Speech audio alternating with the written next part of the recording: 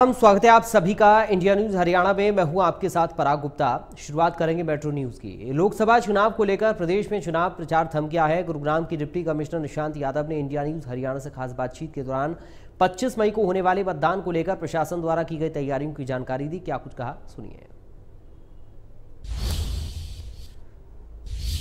हरियाणा के छठे चरण के चुनाव में उम्मीदवारों का प्रचार प्रसार अब थम गया है। अब शाम 6 बजे से जो उम्मीदवार पहले प्रचार प्रसार शोरगुल के साथ कर रहे थे अब वो नहीं कर सकेंगे। लेकिन अब क्या नए नियम हैं, इस पर हमारे साथ बातचीत करने के लिए जिला निर्वाचन अधिकारी निशांत कुमार यादव हैं।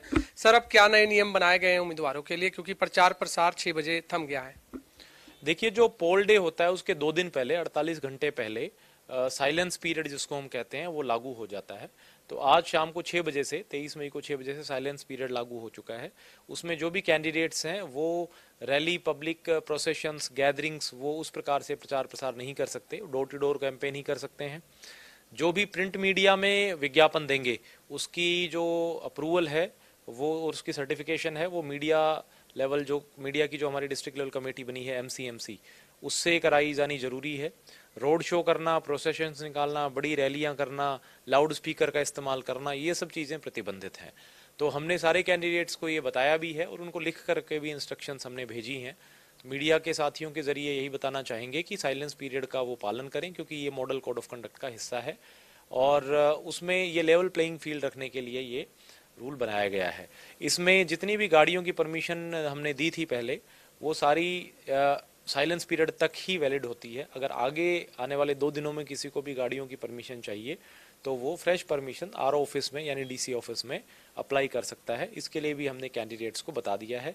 जो पोल डे है उस दिन हर एक कैंडिडेट को एक गाड़ी खुद के लिए, और अगर अपने इलेक्शन एजेंट्स या सपोर्टर्स को के लिए गाड़ियां लेनी है तो हर एक विधानसभा के लिए एक, यानी टोटल 9 गाड़ियां ऐसी अलाउ होंगी। तो उनके लिए भी हमने कैंडिडेट्स को बताया है। उसके लिए उनको अप्लाई करना होगा DC ऑफिस में या सुविधा पोर्टल पे ऑनलाइन भी अप्लाई कर सकते हैं। सर, इस दिन उसमें कोई भी उम्मीदवार यदि उल्लंघन करता है इन नियमों का जो आपने बताए हैं, उसके खिलाफ किस तरह की कार्रवाई बनती है? ऐसे में जो मॉडल कोड ऑफ कंडक्ट के वायलेशन में उनको हम नोटिस देंगे और उनके नोटिस में जो जिस प्रकार से जवाब आएगा, और अगर ये बात सिद्ध हुई कि उन्होंने मॉडल कोड ऑफ कंडक्ट का वायलेशन किया है, तो जो भी एज पर नॉर्म्स कार्रवाई होती है, चाहे वो रजिस्ट्रेशन ऑफ क्रिमिनल केस है या इलेक्शन कमीशन को केस रेफर करना है, वो उस हिसाब से कार्रवाई की जाएगी। साथ ही ये भी इंश्योर हम कर रहे हैं कि जो पोल को या पोलिंग को जो विशिएट करने की प्रोसेस है, चाहे वो डिस्ट्रीब्यूशन ऑफ इलीगल लिकर है, चाहे वो मनी है, उस सब पे भी हमारी विशेष नज़र है।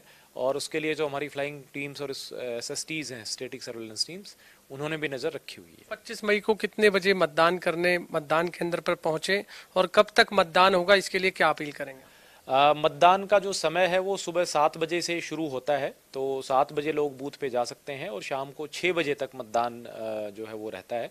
मैं सब लोगों से अपील करूंगा कि वो ज़रूर मतदान करने जाएं, क्योंकि ये एक लोकतंत्र का पर्व है और ना केवल मतदान आपका संवैधानिक अधिकार है, कॉन्स्टिट्यूशनल राइट है, बल्कि आपकी ड्यूटी भी है और 5 साल में एक बार ये अवसर मिलता है। इसलिए डेफिनेटली उनको अपने बूथ पे जाकर के मतदान करना चाहिए। बहुत बहुत धन्यवाद। आपने सुना जिला निर्वाचन अधिकारी निशांत कुमार यादव जी को, जिनका कहना है कि 25 मई को सुबह 7 बजे मतदान शुरू हो जाएगा, जो कि शाम 6 बजे तक मतदान चलेगा। और एक लोगों से अपील है कि ज़्यादा से ज़्यादा लोग घरों से बाहर निकलकर मतदान करें। कैमरामैन JD के साथ गुलशन ग्रोवर, गुरुग्राम।